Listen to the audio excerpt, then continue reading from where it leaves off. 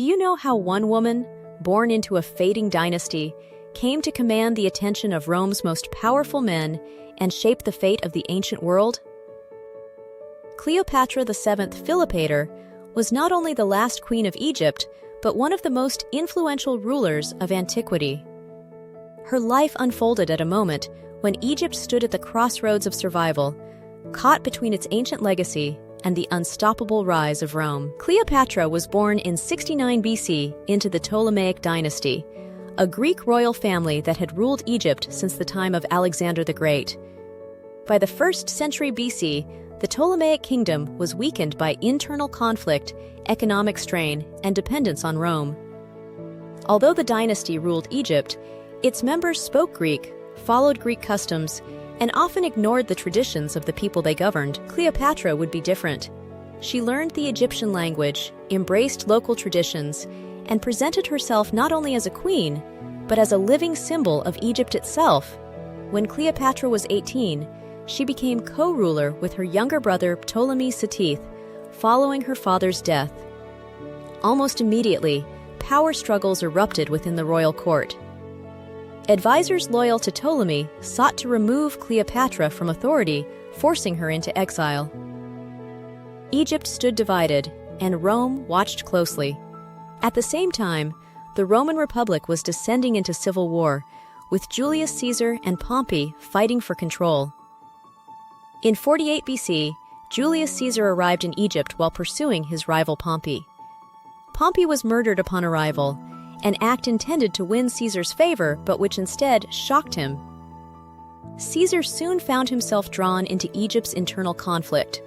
Cleopatra, determined to reclaim her throne, arranged a secret meeting with him. Ancient sources describe her dramatic entrance into Caesar's presence, a moment that would change the course of history. Caesar backed Cleopatra, and after months of fighting in Alexandria, Ptolemy Sethith was defeated and killed. Cleopatra was restored as queen, ruling alongside another younger brother, though real power rested firmly in her hands. Her alliance with Caesar was both political and personal.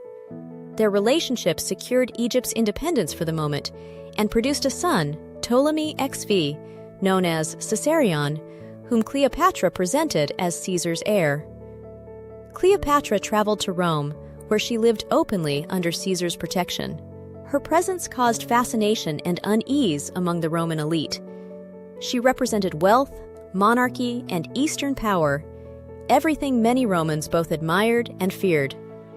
In 44 BC, Julius Caesar was assassinated, and Cleopatra's position became dangerously uncertain. She returned to Egypt, where Caesarion was declared co-ruler, and she prepared for the next struggle for power. Rome soon fractured again, this time between Mark Antony, Octavian, and Lepidus.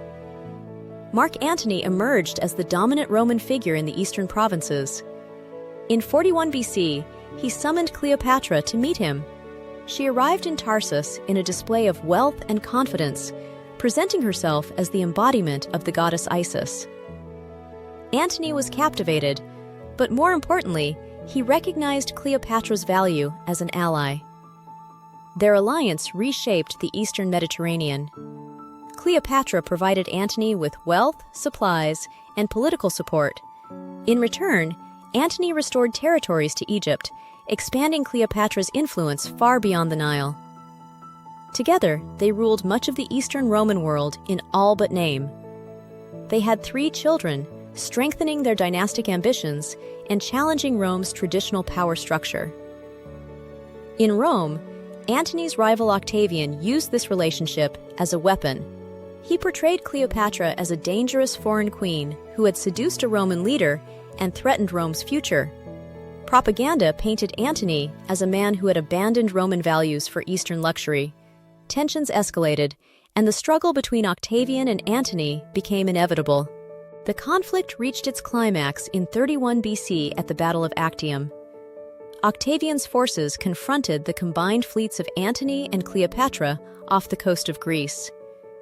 The battle ended in disaster for Antony and Cleopatra when their fleet broke formation and retreated. The defeat shattered their remaining power and left Egypt exposed. Antony and Cleopatra returned to Egypt, where Octavian advanced relentlessly. Facing defeat, Antony took his own life. Cleopatra, now alone and fully aware of her fate, sought to negotiate with Octavian. When it became clear that she would be taken to Rome as a symbol of conquest, she chose death instead. In 30 BC, Cleopatra died, ending the Ptolemaic dynasty and Egypt's independence. With her death, Egypt became a province of the Roman Empire, and Octavian would soon become Augustus, Rome's first emperor. Cleopatra's legacy, however, did not end there. Roman writers often portrayed her as a seductress and a threat, but history reveals a far more complex figure.